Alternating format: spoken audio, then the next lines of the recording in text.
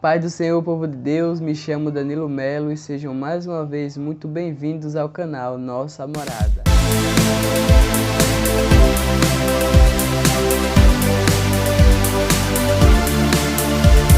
A palavra de hoje se encontra lá em Lucas, capítulo 15, versículo 17 ao 22, que nos diz assim: E tornando em si disse: Quantos empregados de meu pai têm abundância de pão, e eu aqui pereço de fome?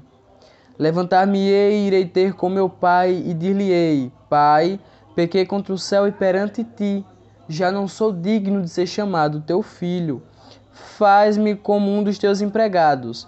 E levantando-se foi para seu pai, e quando ainda estava longe, viu seu pai, e se moveu de íntima compaixão, e correndo lançou-se-lhe ao pescoço e o beijou. E o filho lhe disse: Pai, pequei contra o céu e perante ti, eu já não sou digno de ser chamado teu filho. Mas o pai disse aos seus servos: Trazei depressa a melhor roupa, e lhe vesti, e ponde-lhe um anel na mão e sandália nos pés. Versículo 23, e traz o bezerro cevado, e matai-o, e comemos e nos alegremos. 24 para completar, porque este meu filho estava morto e reviveu, tinha se perdido e foi achado. E começaram a se alegrar. Nós vemos aqui a parábola do filho pródigo.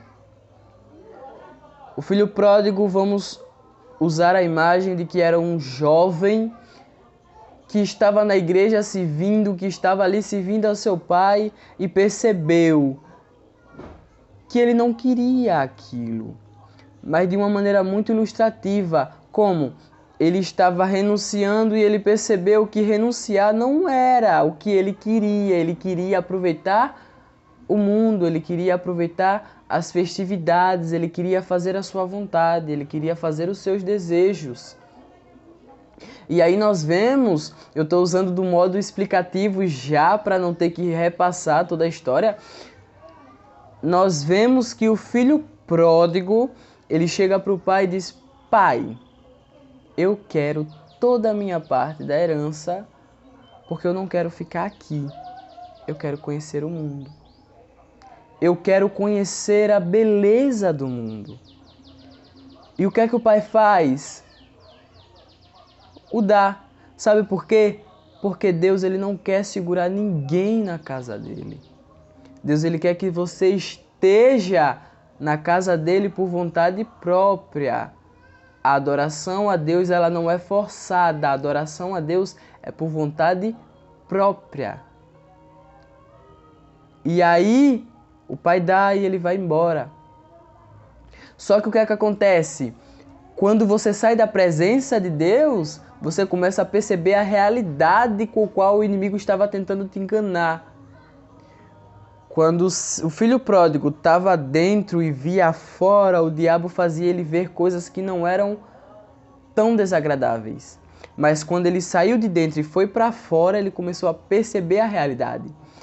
Gastou tudo, aproveitou a vida, bebeu, fumou, fez o que queria fazer, se prostituiu e gastou todo o dinheiro. Então veio o quê? A fome. Veio o quê? A sede. E aí eu te pergunto, essa fome e essa sede veio só de comida? Não. O filho pródigo não tinha mais palavra, o filho pródigo não tinha mais louvores, o filho pródigo não engrandecia mais a Deus. Acabou, cessou. Ele já não era mais servo. O que é que ele faz? Depois de passar por tantas desavenças, depois de passar por tanta coisa, depois de ter se rebaixado a um nível muito inferior, ele percebe que estar ao lado do Pai, aleluia, era a melhor coisa que se existia. Então o que eu tenho para te dizer hoje é: não se afaste do caminho do Pai. E aí, quando ele percebe que o que ele estava vendo de dentro para fora não era aquilo que ele imaginava, ele começa a refletir como lá dentro, como com o pai, como na casa do pai era tão importante, era tão bom. Observe, ele começa a olhar de fora para dentro. E aí ele percebe que de fora para dentro, que dentro é a melhor coisa, era o melhor lugar para se viver. E aí ele começa a refletir quantos servos do meu pai tenho que comer e tenho que beber. E eu padeço de fome.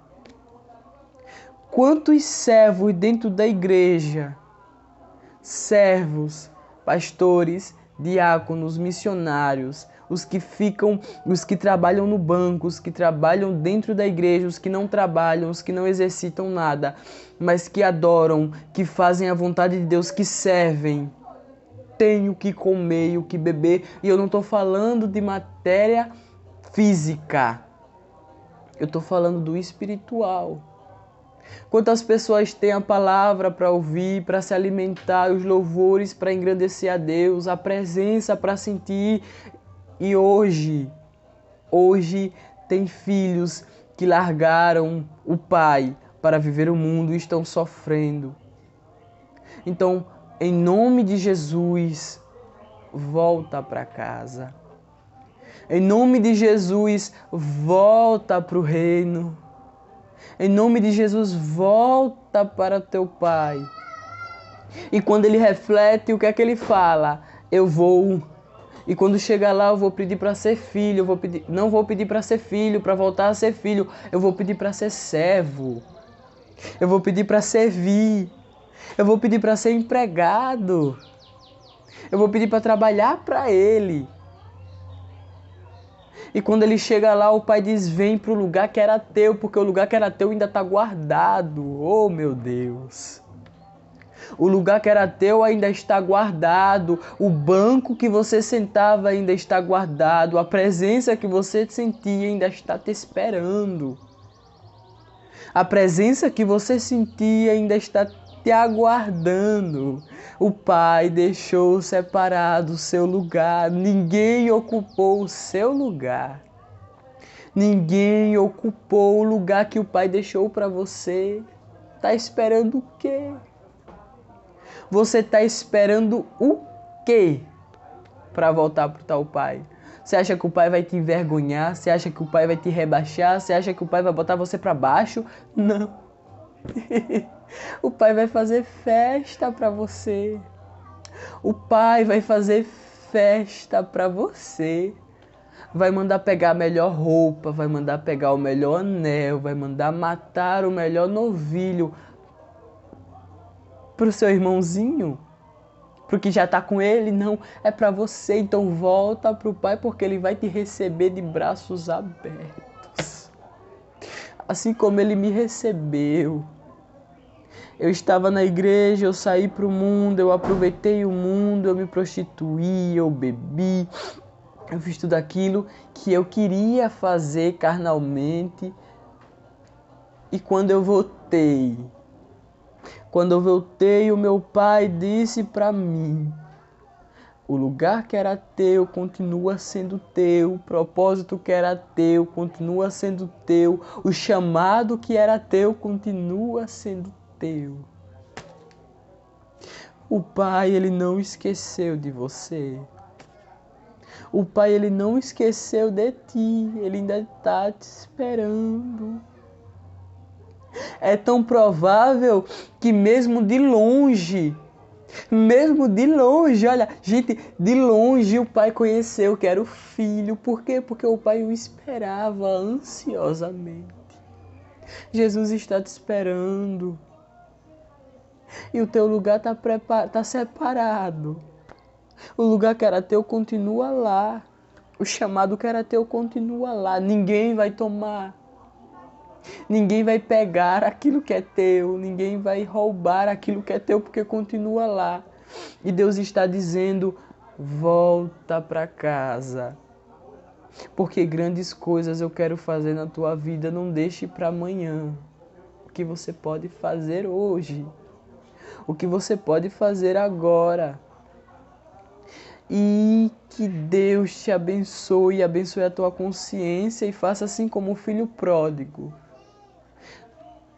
Quando você perceber que este mundo não vale nada, não queira insistir nele, mas volte para os braços do Pai, porque o Pai está te esperando.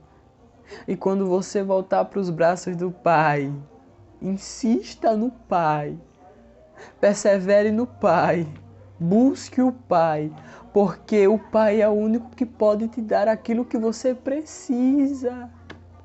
Infinitamente mais, muito além do que você pensa, muito além do que você imagina, porque os meus pensamentos não são os vossos pensamentos. Aquilo que você acha bom para ti não é o que é bom para ti, porque Deus pensa diferente do que ti. A tua carne é enganosa, o teu coração é mentiroso. Então volta para o Pai. Aleluia. Volta para o Espírito Santo e assim eu termino, assim eu agradeço essa oportunidade de estar aqui pregando para ti, de um dia ser chamado pelo Pai, de um dia voltar para o Pai, perceber que Ele estava me esperando.